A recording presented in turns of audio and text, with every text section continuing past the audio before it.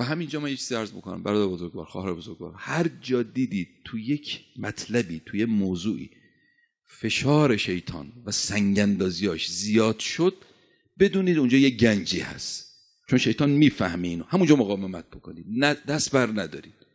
مثلا فرض کنید به عنوان مثال یه صحنه‌ایه که مشکوکه من این صحنه رو ببینم، میتونم ببینم یا حرامه، شیطان هی تحریک میکنه ببین، هی وسوسه میکنه آدم ببین، همینجا نبین، احتیاط بکن.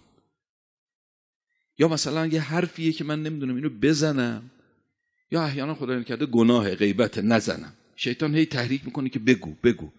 همینجا شما که میبینی فشار داره بهت بیاره، همینجا نگو. اون جاهایی که فشار و وسوسه زیاد میشه معلومه یه خبریه، اونجا یه گنجیه که شیطان هی میخواد تو رو بندازه، هل بده تو اون مسئله.